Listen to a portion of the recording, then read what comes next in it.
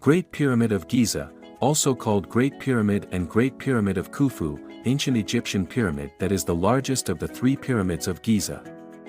It was built to honor Khufu, the second king of Egypt's 4th dynasty, and was completed about 2560 BCE. The Great Pyramid is the only one of the 7 wonders of the world left standing today.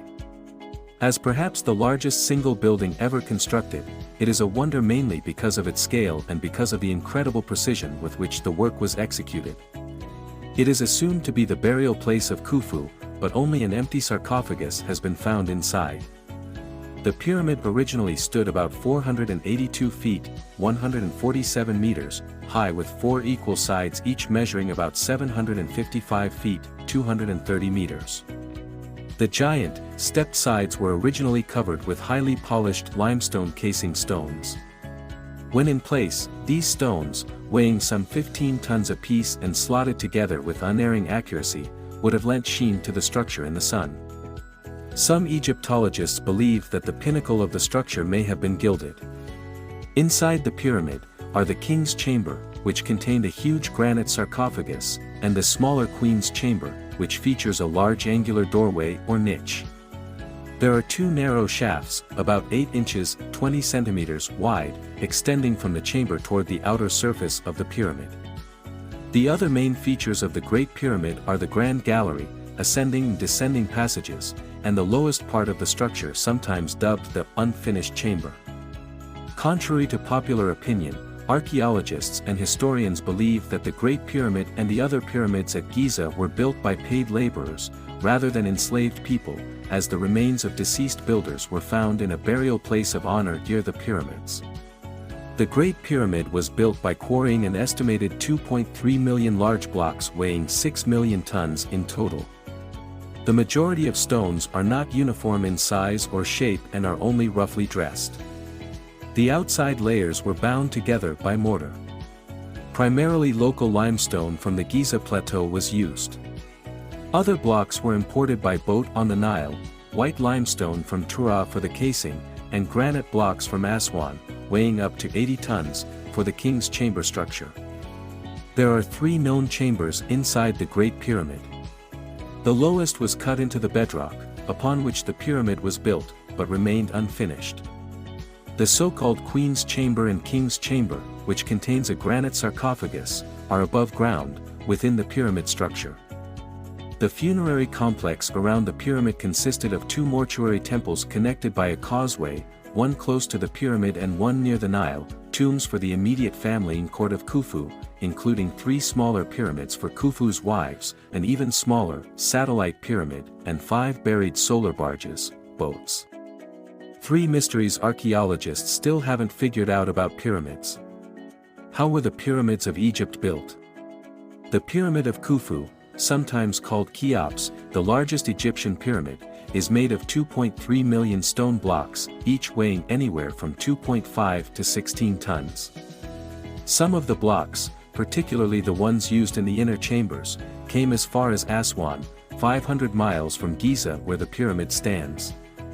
But how did ancient Egyptians build such massive pyramids without using simple machines such as the wheel, which, while used by Egyptians for pottery making, was not used for carts or chariots until 1500 BCE, likely because wheels weren't much used in the thick sand that covered the country? It's an age-old mystery and one that continues to be an enigma for ancient monumental complexes across the world. While there are numerous theories, there is a lack of hard, archaeological evidence to fully support any one of them. One theory about how the blocks were moved involves sleds and wet sand. A painting in the tomb of Jehuti-Hotep shows men dragging a colossal statue on a sled. In front of them, a person pours water onto the sand. While initially thought to be a ceremonial gesture, physicist Daniel Bohn recently discovered that the right amount of water, about 2 to 5% of the volume of sand, increased the stiffness of the sand and reduced the friction between the object being dragged and the ground, making the object much easier to move. The same technique may have been used to drag stone blocks to pyramid construction sites. Once the blocks were at the pyramid's construction site, however, how were they lifted into place without the use of mechanical advantage? A ramp found in a quarry dating to the construction of the Pyramid of Khufu indicates that ancient Egyptians were able to pull stone blocks out of the quarry on a steep upward slope. It's possible that similar ramps were used to haul stones up the pyramid sides to be placed. However, the exact system is unknown.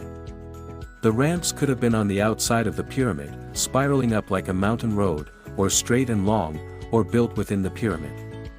How a 16-ton block could have been moved up a ramp is also unknown, with theories ranging from sleds to wooden rollers to wooden posts tied to each side of a block, changing the shape from square to polygon and allowing them to be rolled like a keg of beer.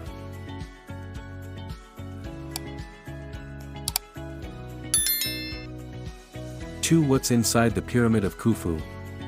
In 2017, Scan Pyramids made a massive discovery inside the Pyramid of Khufu. With the aid of muontomography, a non-invasive scanning technique that uses cosmic rays to produce 3D images of spaces and can penetrate much more deeply than X-rays, researchers discovered two previously unknown voids inside the pyramid, the first new spaces found inside the pyramid since the 19th century. A small void was detected on the pyramid's north face, approximately 15 feet long. Horizontal and sloping upwards, this could be a passageway. More significantly, a 100-foot-long void was found above the Grand Gallery, itself a magnificent passageway that provides access to the burial chambers towards the center of the pyramid. Not much is known about this larger chamber. It could be either horizontal or at a slope and may actually be made up of several smaller rooms.